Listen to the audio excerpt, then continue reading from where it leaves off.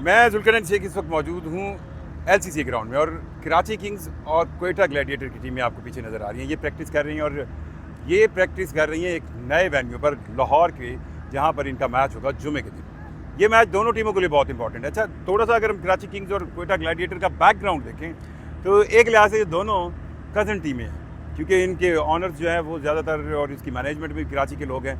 सो अभी आप पहले मैं आपको दिखाऊं कि ये प्रैक्टिस चल कैसे रही है। आपको जो है भरपूर प्रैक्टिस ब्लू ब्लू ब्लू नज़र आएगी। दोनों का जो है वो इकट्ठी ही प्रैक्टिस चल रही है। पहले आपको कराची किंग्स के प्लेयर नज़र आएंगे। ये जो है फील्डिंग प्रैक्टिस भी हो रही है, बैटिंग प्रैक्टिस भी हो रही है, नेट प्रैक्टिस भी हो रही है, साथ साथ ऑब्जर्वेशंस भी हो रही हैं। और इस एलसीसी ग्राउंड को लेकर अब कह सकते हैं कि इन दोनों टीमों के लिए ये इन कंडीशंस को अडॉप्ट करने का एक बड़ा कहें ना अहम मौका है।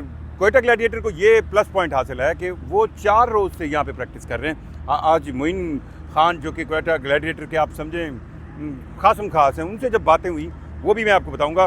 वो बड़ी अहम बातें, वो अहम बातें ये है कि एक तो उन्होंने ये कहा कि मार्क चैपमैन जो ऑलराउंडर हैं और किसी तारुफ के मुताज नहीं है, वो मार्क चैपमैन वापस आ गए हैं। अब मार्क चैपमैन वाकई एक डिफरेंस क्रिएट करते हैं। हाँ, ये उन्होंने नहीं बताया कि मार्क चैपमैन को जब टीम में डाला जाएगा तो किसको ड्रॉप किया जाएगा, ये नहीं बताया। साथ साथ उन्होंने ये भी बताया कि हसन नवाज़ को लेकर और सीनियर प्लेयर को लेकर ये कॉम्बिनेशन उनका बहुत अच्छा है। मतलब हसन नवाज़ या उस जैसे जो नए प्लेयर हैं वो टीम में अपनी टेक्निक के साथ खेल रहे हैं। और उनसे जब सवाल किया गया, बेसिकली मैंने ही पूछा कि ये जो लोग तनकीद करते हैं कि आपने सीनियर्स का वज़न उठाया हुआ है, शेर मलिक का वज़न उठाया हुआ है, मोहम्मद आमिर का कहते हैं, तो उन्होंने कहा बिल्कुल गलत है। और उनकी इस राय से मैं किसी लिहाज से मुत्तफिक भी हूँ कि देखिए लीग क्रिकेट में अब शेर मलिक की फ़िटनेस को तो मैं जानता हूँ, फ़िटनेस में उस जैसा फिट प्लेयर आपको नहीं मिलेगा। आप पाकिस्तान की क्रिकेट के अंदर जब आप उम्र के लिहाज से फिटनेस का कंपैरिजन करते हैं तो शुएब मलिक जैसा फिट प्लेयर आपको नहीं मिलेगा। और यही शुएब मलिक जैसा फिट प्लेयर जो है वो चाहिए होगा किसी भी लीग को, और फिर वो समझदार प्लेयर है। अच्छा, मैं अब थोड़ा सा क्योंकि चाह रहा था कि आपको ग्राउंड भी दिखाऊं और सिक्योरिटी हाई अलर्ट है, तो मैं समझ रहा था कि शायद वायरलेस की ज़्यादा आवाज़ जो है वो हमें डिस्टर्ब ना करे। बहरहाल आप ये देखें कि क्वेटा ग्लैडिएटर का प्लस पॉइंट ये है कि क्वेटा ग्लैडिएटर अब मार्क चैपमैन के साथ खेलेगी, और यही प्लस पॉइंट आपको नज़र आएगा किसमें, कराची किंग्स में। जी, उनके भी केन विलियमसन आ गए हैं और उनके बारे में जब सवाल किया गया था कराची किंग्स की जो मैनेजमेंट है उनसे कि उन्होंने कितने दिन जो है वो 4 दिन कहे थे, 5 दिन कहे थे, बहरहाल वो अब आ गए हैं। और ये दोनों प्लेयर्स आपको क्वेटा ग्लैडिएटर की तरफ से चैपमैन और केन विलियमसन नज़र आएंगे आपको कराची किंग्स की तरफ से। कज़ाफ़ी स्टेडियम के अंदर ये मैच जो होगा, ये मैच आप कह लें कि जो राउंड रॉबिन सेंस है, क्योंकि जो पाकिस्तान सुपर लीग का 10th एडिशन है इसमें 2 टाइम्स राउंड रॉबिन है, यानी कि हर टीम को 2 दफ़ा हर दूसरी टीम से खेलना है। तो कराची किंग्स अपना पहला राउंड पूरा कर चुकी है। तो राउंड 1 में उन्होंने 5 मैच खेले, 2 हारे 3 जीते। इस्लामाबाद यूनाइटेड से वो हारे, लाहौर कलंदर से वो हारे, क्वेटा ग्लैडिएटर से वो जीते, पेशावर ज़ल्मी से वो जीते, और स्पेशली अपना पहला मैच वो मुल्तान सुल्तान से जीते। सो राउंड 1 में Quetta gladiator versus Karachi Kings में कराची किंग्स पाते रही। अब ये राउंड 2 का मैच होगा।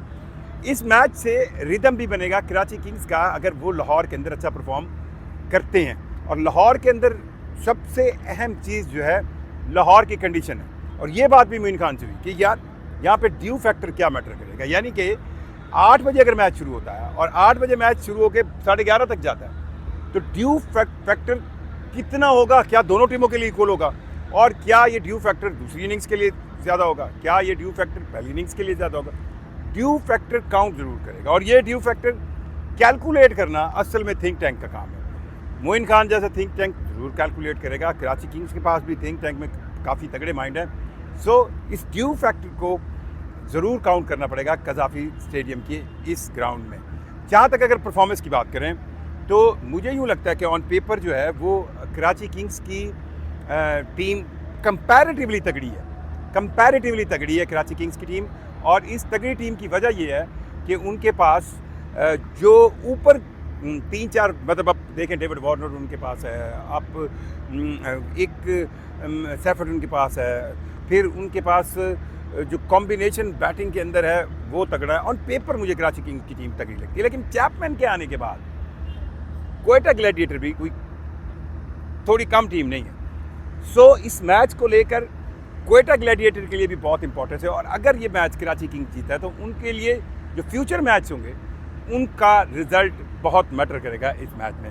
जहाँ तक अब प्रैक्टिस की बात करें तो कराची किंग्स भरपूर प्रैक्टिस कर रही है। थोड़ी सी क्वेटा ग्लैडिएटर जो है वो प्रैक्टिस में उन्होंने कोशिश की कि 4 दिन उन्होंने प्रैक्टिस की। आज मेरा ख्याल है वो ज़्यादा चोक भी नहीं करना चाहेंगे अपने आप को, क्योंकि ओवर वर्क जो होता है वो भी अच्छा नहीं होता। ये आपको सारे कराची किंग्स के प्लेयर नज़र आ रहे हैं। इसमें अभी थोड़ी देर पहले जो है डेविड वार्नर खुद जो है वो जो है बैटिंग कर रहे थे। इरफान नियाजी हमें नज़र आ रहे हैं।